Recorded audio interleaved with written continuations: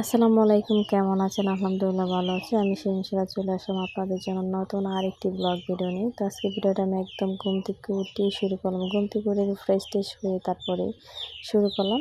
তো এদিকে আজকের ওয়েদারটা অনেক সুন্দর। আজকে বৃষ্টি আসে নাই। তো আপনাদের মাঝে ছোট একটা রিকোয়েস্ট, আমার চ্যানেলটাকে সাবস্ক্রাইব করুন, লাইক করবেন এবং শেয়ার করুন, কমেন্ট করবেন, আমার পাশে থাকবেন। তো আমি সকাল ঘুম থেকে উঠে আমি চলে আসলাম রান্না করে। তো আমার আম্মা সকালে ঘুম থেকে উঠে ভাত রান্না করলো।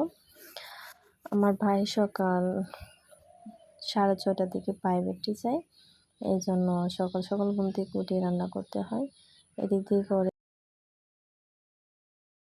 আমাকে আলু ভাজি করে দাও, ওইটা দিয়ে আমি খেয়ে চলে যাব। তো যাই হোক, এখন আমি আলু ভাজি করবো। আর আমার আম্মা ভাত আগে রান্না করে ফেলছে। এই যে সকালবেলা আমার বোন হাঁড়ি পাতিলগুলো ধুলো, তারপর রাতের একটু বাসনগুলা রইলো, এগুলো এখন আমি ধুয়ে নেব।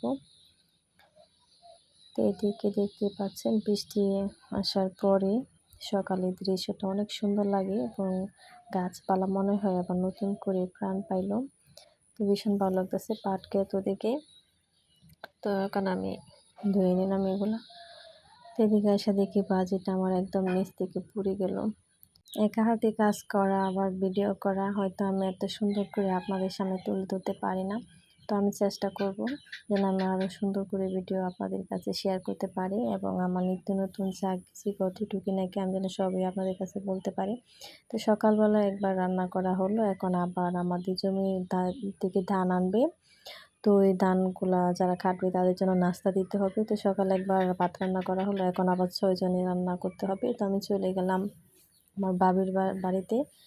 তো দেখতে পাচ্ছেন এদিকে ধানের কি একটা অবস্থা। তো এই তো আমি চলে আসলাম আমার বাবিদের বাড়িতে। কেন আসলাম? একটা কারণ আছে। সকাল আসলে আমাদের ফ্রিজটা নষ্ট হয়ে গেছে। তো দিছিল ঠিক করার জন্য, কিন্তু ওরা এখনও ঠিক করে দিচ্ছে না। তো কি আর করার, ওদের ফ্রিজ থেকে আমাদের এগুলা রেখে খাইতে হয়। তো যাই হোক, তো জানি না কবে ঠিক করবে। তো আমাদের চেষ্টা আছে কোরবানি ঈদের আগে যেন ঠিক হয়।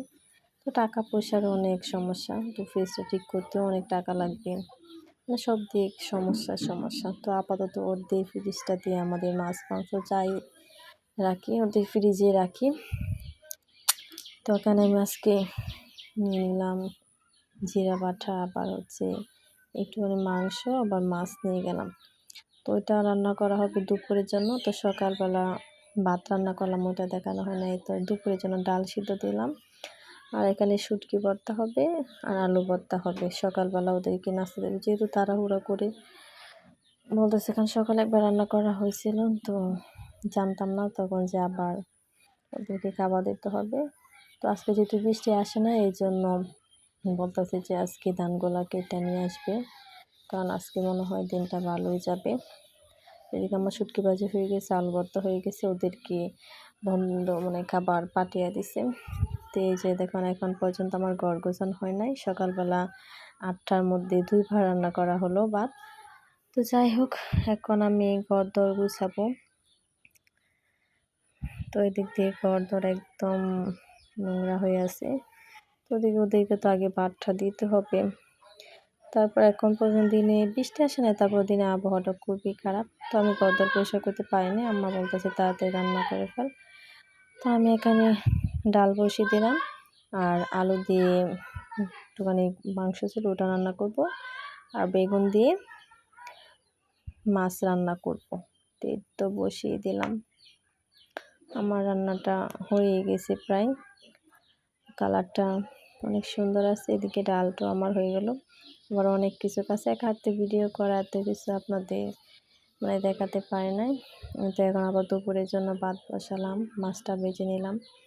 তো ছোটো মাছ, আর মাছটা বাইজে দিতে বেগুন দিয়ে রান্না অনেক ভালো লাগে।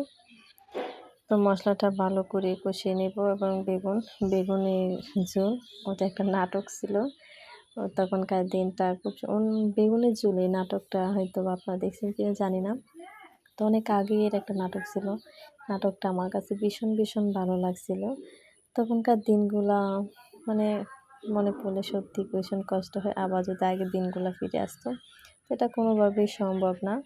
তো যাই হোক চলে গেছে দিন, ভালোই গেছে এবং সামনে জানি না আল্লাহ কীভাবে দিনগুলো কাটায়। তো আমার জন্য দোয়া করবেন।